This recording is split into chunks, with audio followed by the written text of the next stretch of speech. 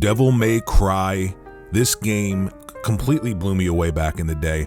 I remember playing the Resident Evil games, and I had those pre-rendered backgrounds with the 3D characters, and yes, it looked cool, but the limitations of the hardware, we couldn't have these fully 3D games. And then all of a sudden, Devil May Cry, this part here, I remember distinctly playing this on my PlayStation 2 for the first time and thinking, oh my god, look at it, it's fully 3D, unbelievable. We would talk in Funcoland about this game before it came out. The creators were looking to make another Resident Evil game, but then decided to make a stylized action game, but they weren't going to use pre-rendered backgrounds because the power of the PlayStation 2 was going to allow for games that we've never seen before. Yes, we all bought into the hype.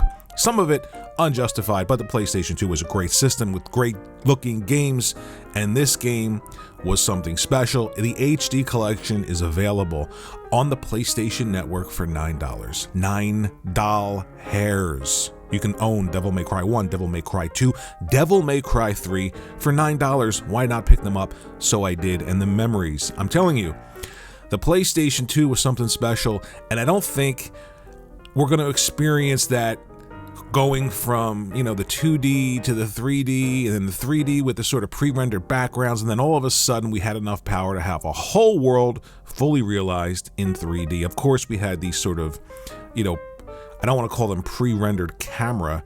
What do they call that when the fixed camera? Geez, I'm getting old. Fixed camera was in this game, so sometimes you got confused. I remember, you know, walking forward, pressing up on the stick, and then all of a sudden the camera angle changes, and forward becomes backwards for some reason. You have to adjust, but again, limitations of the hardware. But at least we got fully 3D realized worlds, and this was the game that, you know, promised that power of the PlayStation 2, and it was unleashed. And I remember it so fondly, loving this game and playing it here. I just played it last night. This is footage from me playing last night. Man, the action still holds up. It's just so much fun to hack and slash and juggle and then pull out your dual pistols and shoot and juggle people in the air. It's really, really cool. And if you're not one of those, you know, snob gamers that have to play everything on normal or hardcore, with this HD collection, there's an easy mode, so if you just want to relax and play through the game and appreciate the aesthetic, you can do that too. These games are absolutely incredible for $9 hairs. Pick them up. Devil May Cry. I don't know why that just happened, but I started to think about just that moment when everything went from 2D to 3D or 2.5D, or even when they were pushing with Resident Evil 1 with those 3D characters and again those pre-rendered backgrounds. I love saying pre-rendered backgrounds. I don't know why I keep saying it over and over again in this video, but when we finally got to that point where everything was 3D, I don't know if we're gonna have a moment like that again. Now things are getting much better. Graphics obviously are getting insane, and you've got things like ray tracing and Who's-a-Watsits and stuff like that that are being pushed in games.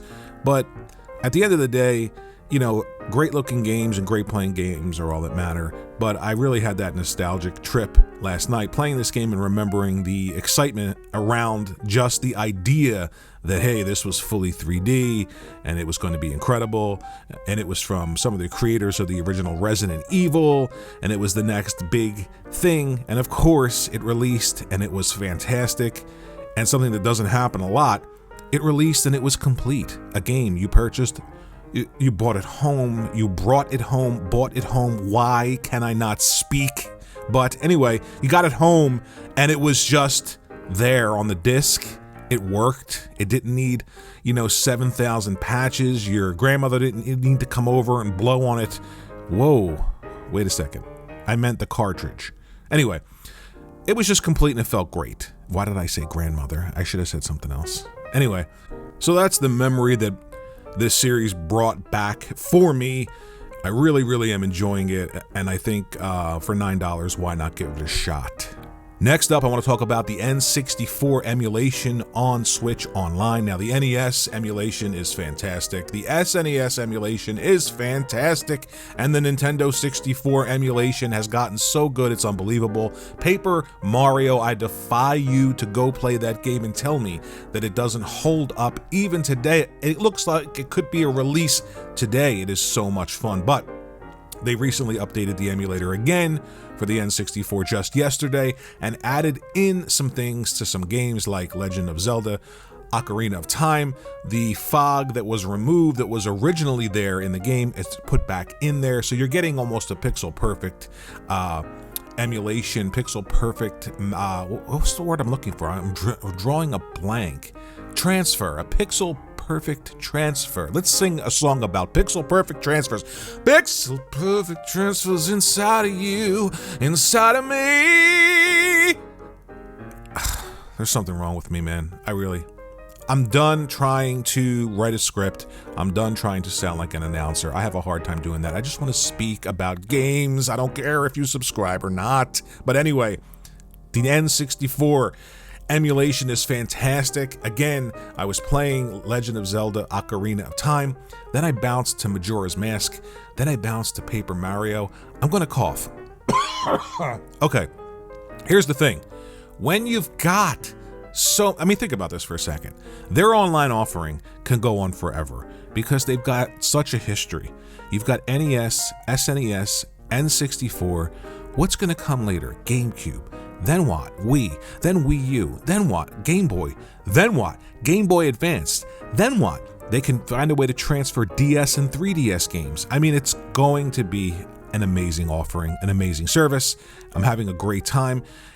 And the theme of this entire video, I guess, is old games are just better.